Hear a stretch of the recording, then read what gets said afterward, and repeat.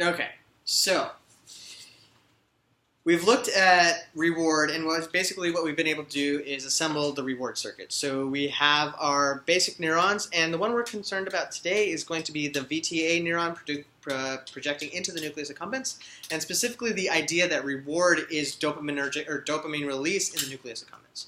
So Mary Jane Kreek ran this super interesting experiment, and it basically looked at the administration of heroin to rats over the course of days. Now, early experiments in heroin and drugs oftentimes used a model in which a questionnaire was given to college students or adults, and it defined binge drinking and binge drug use kind of on the low side. So you would get a questionnaire and it would say like, drug use, how many beers have you drank? 1 to 2 in a day, 2 to 3 in a day, or greater than 5, right?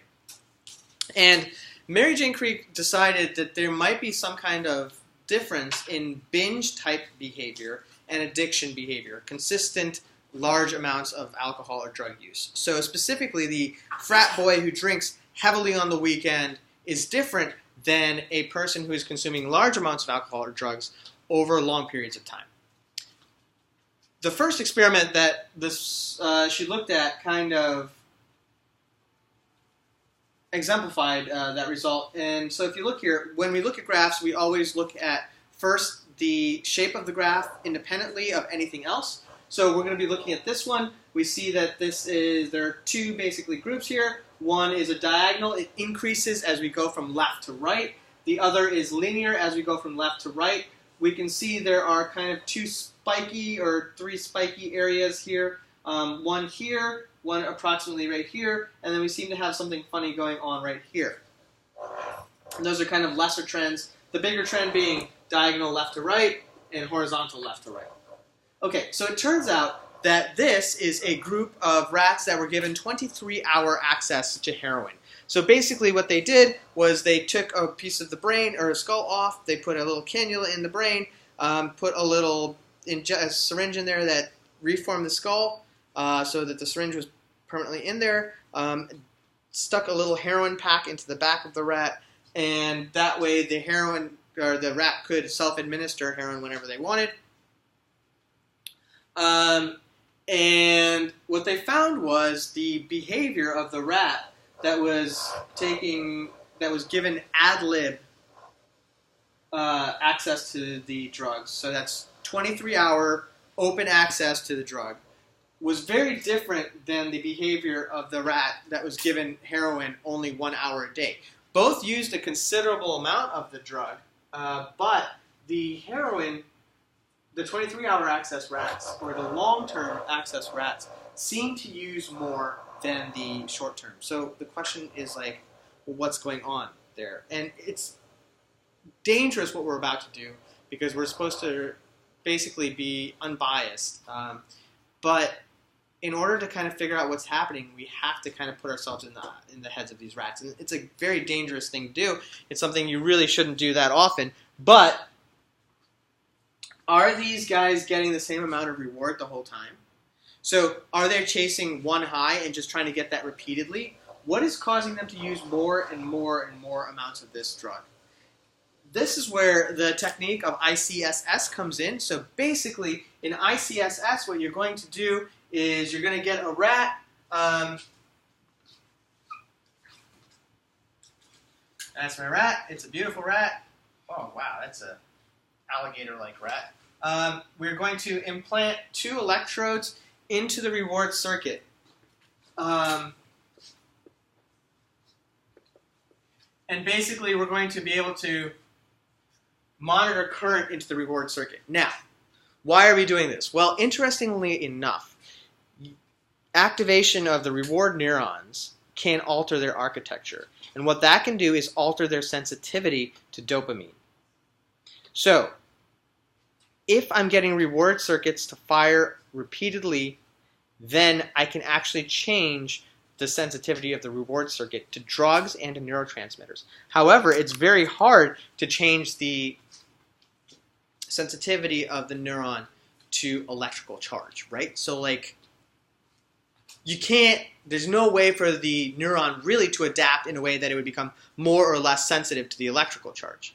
Basically saying, so if we look at there and there, we're basically asking the question, how much of the reward circuit or how much of dopamine release in the nucleus accumbens is happening in those two places?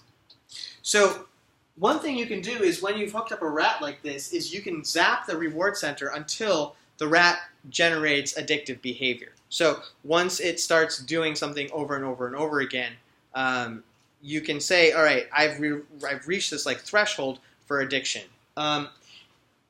So basically, I can say, I give a rat this much heroin in the beginning, and it produces addictive behavior, and I give it the same amount of, or a similar amount of electrical stimulation, and that produces addictive behavior.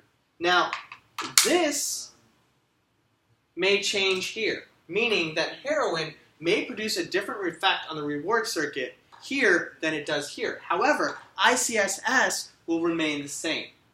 So the question is going to be, as we look at these graphs, what is changing about, or is there a change in the way heroin is acting on the reward circuit? So a couple interesting things to note here. So we have some lines up above the graph and some stars here, and I wanted to talk about what those meant really quickly. So the lines above and below the graph are basically a statistical measure called error.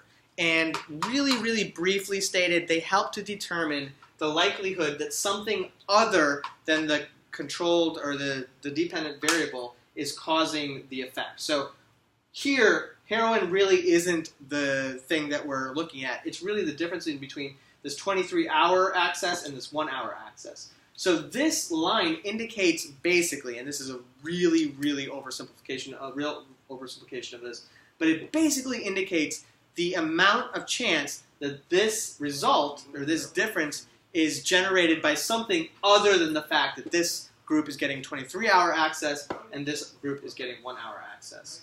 These stars indicate something called significance, which means that there's basically, in most scientific papers, less than a 5% chance overall that these mistakes or these results were generated by accident.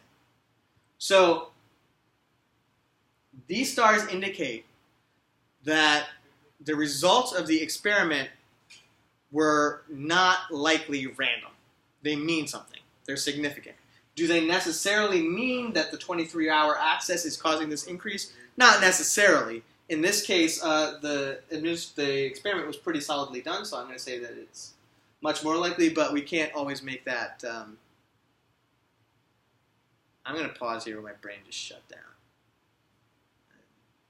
Wait to intelligence. Maybe I'll just quit here. Should I just quit here? No? Yes? I felt like I was really intelligent up to that point.